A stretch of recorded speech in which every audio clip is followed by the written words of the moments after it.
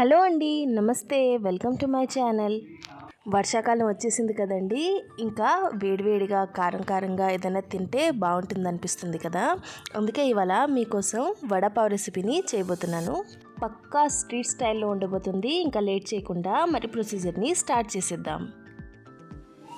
ముందుగా ఒక మిక్సింగ్ జార్లో 4 నుంచి 5 పచ్చిమిరపకాయలు, 12 నుంచి 13 తెల్లుల్లిపాయలు, 3 ఇంచుల వరకు అల్లం, 2 రెమ్మల వరకు కరివేపాకు, ఇంకా ఒక్కట్ట కొత్తిమీర తరుగు కూడా యాడ్ చేసుకొని ఇదంతా బాగా బ్లెండ్ చేసుకోవాలి. నీళ్ళు యాడ్ చేయకూడదండి, ఇది ఇలాగే నీళ్ళు లేకుండా బ్లెండ్ చేసుకోవాలి.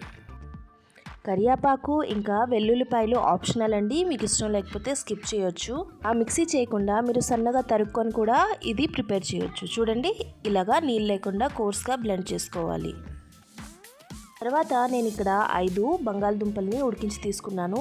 ఇది సాఫ్ట్గా ఉడికించుకోకుండా కొంచెం హార్డ్ బాయిల్ చేసుకోవాలి. తర్వాత ఈ బంగాళదుంపల్ని చేతుల సహాయంతో ఇలా మ్యాష్ చేసుకోవాలి. మ్యాష్ చేసేసుకున్నాం కదండి. ఇప్పుడు కడాయి పెట్టుకొని 3 టేబుల్ స్పూన్ల వరకు నూనెని యాడ్ చేసుకుందాం. నేను ఇక్కడ రిఫైన్ ఆయిల్ తీసుకున్నానండి. నూనె యాడ్ అయిన తర్వాత 1 టేబుల్ స్పూన్ వరకు దంచి పెట్టుకున్న ధనియాలని యాడ్ చేసేసుకుందాం. తర్వాత 1 టీ స్పూన్ వరకు జీలకర్ర, 1 టీ స్పూన్ వరకు సరసావులు, ఇంకా పావు చెంచా హింగుని కూడా యాడ్ చేసేసుకుందాం. ధనియాల ఫ్లేవర్ దీనిలో చాలా బాగుంటుందండి. మీకు కనుక ధనియాలు నచ్చకపోతే ధనియాల పౌడర్ కూడా వేసుకోవచ్చు. రెండిటి ఫ్లేవర్ ఒకేలా ఉంటుందండి. అంతా యాడ్ చేసిన తర్వాత ఇదంతా 1 నిమిషం పాటు వేయించాలి. ట్రస్ట్ మీ, ఇది వేస్తుంటే మంచి అరమత ఇల్లంతా నిండిపోతుంది. లిస్ట్ ఆఫ్ ఇంగ్రీడియంట్స్ కోసం మీరు డిస్క్రిప్షన్ బాక్స్ని కూడా చూడగలరు. ఇది 1 నిమిషం పాటు వేగింది కదండి.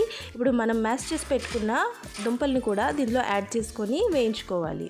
తర్వాత దీంట్లో రుచికి తగినంత ఉప్పు వేసి 2 నుంచి 3 నిమిషాల పాటు వేయిస్తే సరిపోతుందండి. ఇదంతా వేగిన తర్వాత పూర్తిగా చల్లారిన వరకు పక్కన పెట్టుకోవాలి. ఇప్పుడు మనం వడపావ్లోకి చట్నీ చేస్తారు కదండి, రెడ్ చట్నీ, అది ఎలా ప్రిపేర్ చేసుకోవాలో చూసుకుందాం. ముందు కడాయి వేడైన తర్వాత ఒక అరకప్పు వరకు పల్లీలను యాడ్ చేసి కొంచెం డ్రై రోస్ట్ చేసుకోవాలి. అంటే వీటి తొక్కలు వచ్చినంత వరకేనండి. 2 నుంచి 3 నిమిషాల వరకు వేస్తే సరిపోతుంది. 3 నిమిషాలు వేగిన తర్వాత ఇలా పల్లీలన్నీ ఒక ప్లేట్లోకి తీసి కొంచెం చల్లారిన తర్వాత వీటి తొక్కలన్నీ ఇలా తీసేయాలి. మీ దగ్గర ఆల్రెడీ తొక్క తీసిన పల్లీలు ఉంటే అవి కూడా వాడుకోవచ్చండి, ఏం ప్రాబ్లం లేదు. తర్వాత దీనిలో 12 నుంచి 13 వెల్లుల్లిపాయలు, 1 టేబుల్ స్పూన్ వరకు జీలకర్ర, 2 టేబుల్ స్పూన్ల వరకు కాశ్మీరీ లాల్ మిర్చిని మాత్రమే వాడండి. ఇది కారం తక్కువ ఉంటుంది, ఇంకా మంచి కలర్ వస్తుంది.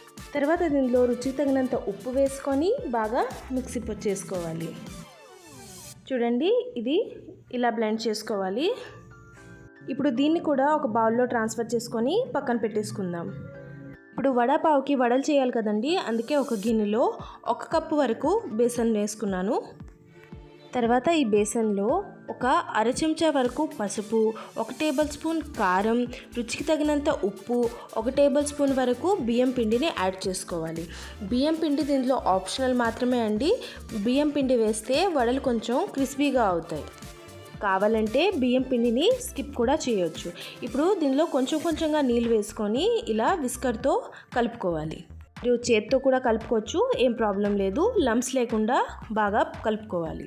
ఇంకా ఈ బ్యాటర్ కొంచెం థిక్గానే ఉండాలండి. ఎక్కువ రన్ని కన్సిస్టెన్సీలో ఉంటే అది వడలకి బాగా పట్టదు. ఇదిగోండి, ఈ కన్సిస్టెన్సీలో ఉంటే సరిపోతుంది, పర్ఫెక్ట్గా ఉంటుంది. ఇప్పుడు డీప్ ఫ్రైకి ఒక కడాయి పెట్టుకొని ఆయిల్ని వేడి చేసుకుందాం. ఆయిల్ అంతా వేడైన లోపల మనం బంగాళదుంపలతో స్టఫింగ్ రెడీ చేసాం కదండి, వాటిని రౌండ్గా చుట్టుకొని పెట్టుకుందాం. ఈ స్టఫింగ్ కంప్లీట్గా కూల్ అయింది కదండి. చూడండి, ఇలా చేతులతోని రౌండ్గా చేసి పెట్టుకుంటే అయిపోతుంది. ఈ వడపావ్లో వడలనేవి 2 రకాలుగా చేస్తారండి. ఒకటి రౌండ్ షేప్లో, ఒకటి ఇంకొంచెం ఫ్లాట్గా ఉంటుంది. ఫ్లాట్ దానిలో ఏం చేయవసరం లేదండి. కొంచెం రౌండ్ చేసి ఇలా చేతితో ప్రెస్ చేస్తే ఫ్లాట్ షేప్ వచ్చేస్తుంది. ఇదిగోండి ఇలా. ఇదే ప్రొసీజర్లో అన్ని వడల్ని అలా చేసిన తర్వాత ఇలా మిరపకాయలను కూడా ఘాట్లు పెట్టుకోవాలి పక్కన. వడపావ్లో మిరపకాయలకు కూడా సర్వ్ చేస్తారు కదండి, అందుకే మిరపకాయలను కూడా మనం నూనెలో వేయించుకోవాలి. ఘాట్లు పెట్టకుండా ఫ్రై కానీ చేస్తే ఆయిల్ అనేది తుల్లిపోతుంది, అందుకే ఇలా ఘాట్లు పెట్టాలి. అండి, ఈ పాటికి నూనె కూడా వేడైంది కదా. నూనె పూర్తిగా వేడైందో లేదో చెక్ చేయడానికి కొంచెం మనం బేసన్ బ్యాటర్ని ఇలా వేసి చూస్తే తెలిసిపోతుంది. చూడండి, మీదకి ఫ్లోట్ అయింది కదా, అంటే మన నూనె పర్ఫెక్ట్గా వేడైంది. మనం వడలు డీప్ ఫ్రై చేసుకోవాలి. అందరికీ వడలు చేత్తో వేయడం రాదు కదండి. కొత్తగా చేసే వాళ్ళకి ఇక్కడ ఒక టిప్ చెప్తాను నేను. చూడండి, ఇలా బాల్స్ని ఇలా వేసుకొని ఒక స్పూన్ సాయంతో ఫార్క్ మీద ఇలా వేసుకుంటే ఎక్సెస్ బ్యాటర్ అనేది కింద నుంచి ఇలా వచ్చేస్తుంది. ఇప్పుడు ఈ ఫార్క్ సహాయంతో మనం దీన్ని నూనెలో ట్రాన్స్ఫర్ చేసేస్తే సరిపోయింది. ఉంది కదండి ఈజీగా. ఇదే ప్రొసీజర్తో మిగతా వడలన్నీ ఇలాగే డీప్ ఫ్రై చేసుకోవాలి. ఇంకా వడలు ఎప్పుడు వేసినా సెంటర్లో వేయకూడదండి, కొంచెం సైడ్కే వేసుకోవాలి. ఎందుకంటే సెంటర్లో వేస్తే నూనె తుల్లడానికి ఛాన్సెస్ ఉంటుంది. అన్నీ వేసేసిన తర్వాత ఇవి లైట్ గోల్డెన్ కలర్లోకి వచ్చేస్తే మనం ఆయిల్ నుంచి తీసేసుకుంటే సరిపోతుంది. చూడండి, లైట్ గోల్డెన్ కలర్ వచ్చింది కదా. ఇప్పుడు ఇది ఆయిల్ నుంచి తీసేయాలి. ఇప్పుడు ఇదే ప్రొసీజర్లో మిగతా వడలన్నీ కూడా ఇలాగే డీప్ ఫ్రై చేసుకోవాలి. ఫస్ట్ బ్యాచ్ మనం స్పూన్తో వేసాం కదండి. ఇప్పుడు చేత్తో ఎలా వేయాలో చూపిస్తున్నాను. మీకు కనుక వంట బాగా వస్తే, మీరు కనుక ఎక్స్పర్ట్ అయితే ఇలా చేత్తో కూడా వేయొచ్చు, ఏం ప్రాబ్లం లేదు. కానీ ఎప్పుడు వేసినా సెంటర్కి మాత్రం వేయొద్దు, చివరినే వేసుకోండి, లేకపోతే నూనె తులుతుంది. ఇవి కూడా లైట్ గోల్డెన్ కలర్ వచ్చిన తర్వాత ఆయిల్ నుంచి ఇలా తీసేయాలండి. ఇక్కడ నేను మిరపకాయలు కూడా 1 నిమిషం పాటు నూనెలో వేయించుకున్నాను. దీనిలో కొంచెం నల్లుప్పు, ఇంకా ఒక చెక్క నిమ్మరసం కూడా యాడ్ చేస్తున్నాను. మీకు ఇష్టం లేకపోతే స్కిప్ చేయొచ్చు, కానీ దీనివల్ల టేస్ట్ బాగుంటుంది.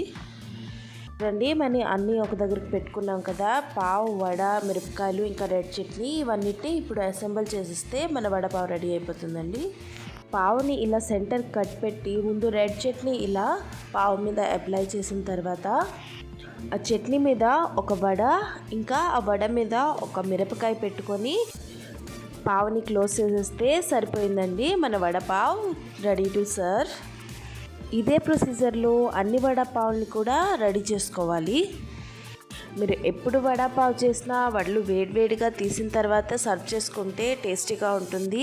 చల్లారిన తర్వాత అంత బాగోదు.